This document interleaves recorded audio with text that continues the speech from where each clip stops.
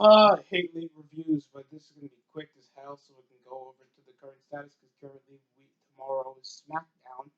So I'm just hitting these up as quick as I can because I can and I will. It will happen as soon as I show Shadow. I'm joking. I can't. I'm poor. I'm poor. It's gonna happen. It's gonna keep happening. Whatever. We had Friday Night Smackdown and it was a cruddy SmackDown. The surprise was John Morrison coming in to surprise everybody because he got recently signed after former Impact World Champion. You know, that's been happening a lot lately. Brian Cage just got bought out to AEW Dynamite, so sooner than later he's coming. Then then John Morrison came back to WWE after last year being Impact Wrestling World Champion, beating guys like Austin Aries, Pentagon, Phoenix, facing guys like Brian Cage. Like, what the heck happened? So, yeah, that is crazy. There was also a little bit of interesting. There were some nice segments into the SmackDown episode, like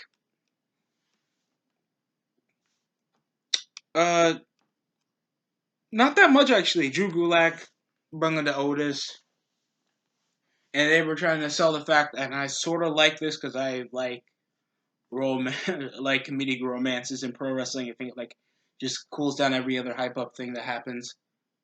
What the hell? Yeah. There was a bit of a small kiss afterwards with Otis. It came with him squashing Drew Gulak. We keep squashing a former cruiserweight champion that doesn't have much of a character other than we know he's a technician and he's undersized. We get Cesaro against Braun Strowman. With Sami Zayn trying to play a distraction following the match. And then, as soon as he beat Cesaro in a quick match, where Cesaro was trying to power anything, and he got some good moves in there, but it still ended in a quick power slam.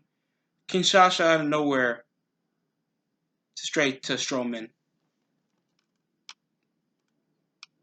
But the biggest segment of the show wasn't even that. The segment of the show was involving Kofi Kingston trying to make The Miz feel better after the incident with Wyatt invading his home and trying to harass his family. The feud went nowhere in under a week. Then they tried to revamp the feud with Daniel Bryan and The Fiend.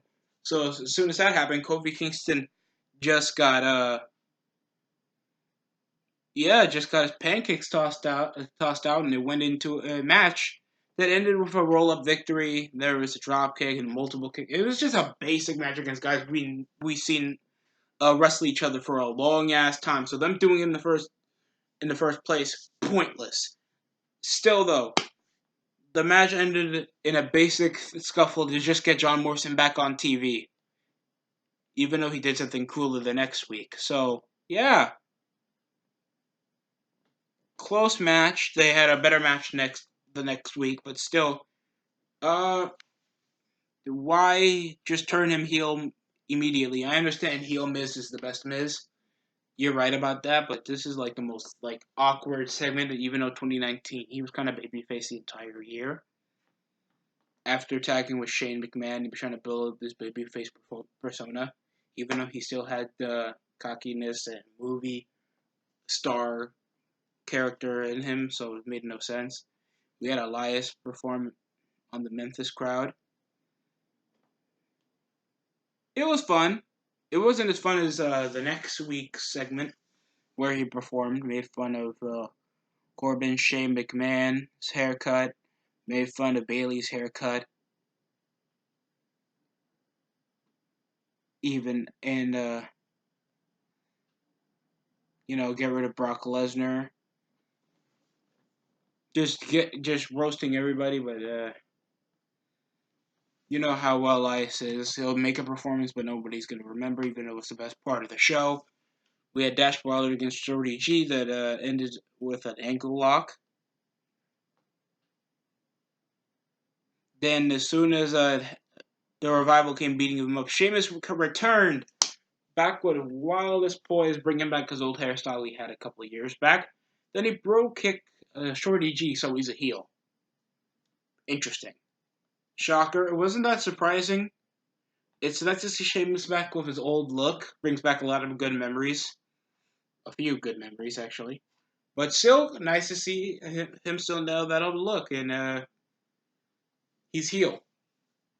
Bringing up all these segments of him bringing up that there's no men on the SmackDown roster, and that's why he's here. I didn't mind it, but it was But they should just give him the Universal title or something, just to give him something to do. I don't feel like there was no point like bringing back the old haircut. I thought the Mohawk was already getting himself over, but if he was tired of it, I could understand. But yeah, shocker return. Good to see Sheamus again on TV, especially in a singles role. He's underrated for his single runs. Dana Brooke, Lacey Evans against Sasha Banks and Bayley in a tag team match, and a triple threat tag team match also with Alexa Bliss and Nikki Cross. It was okay, just got with the women's right, and then senton from Dana Brooke. It was not much except just brawling. Nikki Cross just, I hate the way she wrestles. It feels so sloppy. It's like little children wrestling in the match, and doesn't really display that much of a women's champion of Bayley if she continues like getting pinned. And Banks just, oh wow, I don't care. I really don't care. Let's just get into the main event because we didn't suspect Dana Brooke to win a freaking match. We did not. So the main event was a tag team match, I guess, with Roman Reigns and Daniel Bryan against Baron Corbin and Dolph Ziggler. It ended in a no contest. And why? The Fiend just showed up out of nowhere, caused a bit of distress, beating the crap out of everybody, and he didn't even call for the bell, giving the DQ to Corbin and Ziggler for them to get a one-up. Then the dog food came out as soon as they took advantage. And then the Usos came out. The match wasn't much to scoff at. It's the same matches we've been seeing all week, all month. So there's not much to actually remember. I really did not like this episode of SmackDown, other than Morrison, Sheamus, Elias segment,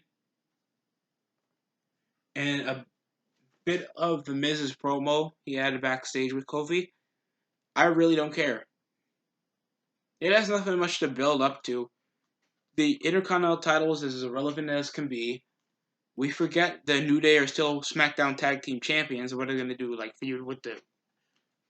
What are they gonna do? Like who the hell are they gonna wrestle? The Revival again? They don't have that much time, diversity in the tag division. Even if they do, they're just gonna make makeshift tag teams with the mid carders that are not getting over. Shorty G and Ali.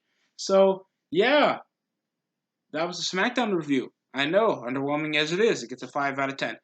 Wasn't that bad? Wasn't that good? But it's some stuff that you would go back to see if you wanted to see John Morrison again. I would advise you to watch the episode. I don't think it's on the network yet, so illegal streaming is your only access point to actually watching the episode or highlights on YouTube.